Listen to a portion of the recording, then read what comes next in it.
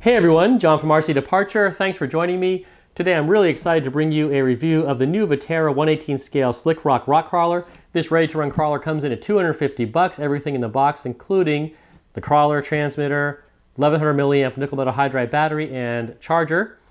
I am really excited this has come out. I've been doing a lot of airplanes and quadcopters, things like that lately, and it's going to be cool to get back into the dirt and the rocks and test out this new crawler. I love the look of it, and I think it's going to be a lot of fun. Now, I'm going to get one thing out of the way real quick, and that is I never had the low-C 1/18 scale crawler, so I'm not going to compare it to that. Of course, there are some similarities here, but there are also a lot of differences. For one, this has the molded roll cage design. It also has the licensed Super Swamper tires, oversized steering servo, and it has front, middle, and rear metal lockers. So there are differences here.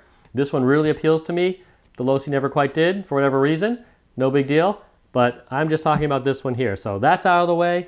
This is a 2.4 gigahertz, it's waterproof, and let's just get out of the box and take a closer look at it, and then we'll just start driving it. Here is the 6-cell 1100 milliamp nickel metal hydride battery. You get the wall charger, and you get AA batteries for the transmitter with some extras in the bag there. And here's the radio that comes with the rock crawler, DX2E. This is a fairly basic radio. It has a decent feel in the hand. And you've got steering trim, throttle trim, and steering rate. So some basic controls. All right, here is the Slick Rock rock crawler out of the box. And I think this thing looks great. I really like the look of it. I really like this molded roll cage. The stance just looks like a great little rock crawler. Up front we have the oversized servo for steering. It does look pretty oversized for the size of the rock crawler. The licensed Super Swamper tires. Let you get a look at those. Underneath we have the metal front, middle, and rear lockers. And the 2.4 gigahertz receiver is sitting right underneath the roof, right in there. And in the back we have the brushed ESC. This has a dynamite brushed motor, which is tucked in there. You can see it right through there. I believe there's an optional light bar kit for the crawler, so you can actually get some LEDs up there and do some night crawling. Take a quick look at the articulation. And in the back, this thing is really nice. I really like the look of it. Okay, so one thing that's a little bit tricky is getting the battery in, so I'm going to show you how to do that real quick. Just an easy way I found to do it because it's really tucked in here. Battery goes in the back. There is a little tray right here. So you basically just slide this tray out and it slides straight back. It actually comes out pretty easily just by pulling it straight back. And then you have your battery. So I would do it with the sticker facing up and basically just slide it in straight as I'm showing you. Don't try to angle it this way or that way to get it in there. Just do it straight back. Once you get it out of the way of those wires, and it will just pop down into place. So there it goes. Now it's in there. If you try to angle it without doing it straight like that, it'll tend to get stuck. It'll be kind of difficult. Don't ask me how I know, but I know that now. And we'll just pop this cover back in, and now the battery is completely hidden in there. So if you need to rebind the truck does come already bound to the transmitter. The bind plug outlet is right here, so you can just put the bind plug in there and bind it. It's very easy to do that. Other than that, we're ready to go. Just need to charge it up.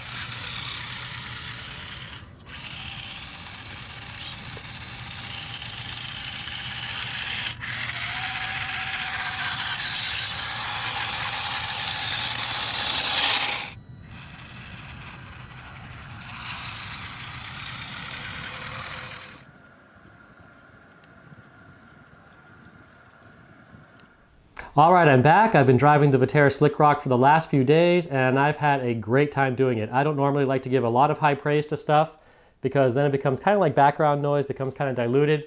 But I'll give high praise to this truck because it's really a lot of fun, and I've had a lot of fun driving it. It's managed to get through a lot of pretty gnarly terrain, which I didn't think it would make it through, and it really surprised me a bunch of times. Now again, I'm not going to compare it to a certain other mini rock crawler that I mentioned before, because I just want to talk about the Vaterra Slick Rock, and I never had that crawler, so I can't compare it anyway. This is a great little truck. I'm not an expert rock crawler by any stretch. I've had a 2.2 crawler before, so I know a little bit of what it's about, and I'm still definitely on the low end of the learning curve. But with this one, I felt like I was getting better at it. I felt like I was getting a feel for when it was going to high center, when it was going to flip, when it was going to bog down, and I was getting a feel for what lines to take, and the more I drove it, the more confident I got, and I definitely felt like I was improving with it. So, you know, if you want to get into the rock crawling segment of the RC hobby, you know, this might be a great truck to pick up because it's not going to break the bank, and you're going to get a good rock crawler which is durable too. Nothing broke on it. It drove well. I drove it, I think, you know, for an hour and a half of filming one day, and you know, I'm not driving it constantly that time, of course, but I still had power at the end, so it's definitely got a long run time with the battery. Charging, you know, I charge it overnight. It's a nickel metal hydride. It's going to take several hours to charge it. I'll just stick it on the charger overnight and then pick it up in the morning. So if you just want to bash around the backyard and rock crawl, I think one battery is going to be plenty to do that. If you want to take it out and make a day of it, you know, pick up a couple extra batteries and you'll have a lot of rock crawling time. So starting in the front, you know, the servo, everyone always says, I wish my crawler servo was a little bit more torquey, a little bit stronger. It's not strong enough. I think this servo is plenty strong for this crawler. It did the job, it held up to the abuse, no damage to it at all, and I think it's fine, it's adequate. Power was good, the motor is good. You know, there were just a few times I kind of wish it had a little bit more power to get up something, but you know, it's got plenty of power, it's a good crawler. The only incidents that I had was just minor stuff. The sticky tape for the servo eventually gave out, probably because I was getting it a little bit wet, but you know, I just need to replace that. And then at some point crawling, the cover for the battery box slipped off and got lost into the rocks. And I did have that in place when I started, so somehow it came loose and it slipped off and just vanished. So I would recommend, you know, when you put your battery cover on, that maybe you put a little bit of electric tape on each side. That'll kind of camouflage the tape and just help hold that battery cover in place so you won't lose it. It's $6 to get a new battery tray and cover. Otherwise, I'm probably going to have to tape the battery down or something so it doesn't move around too much. So that's really it. Great little crawler, guys. As always, if you have any questions or comments, please post them below. And if you enjoyed the video, please give a thumbs up or subscribe or both. Always appreciate that. And I'll see you next time.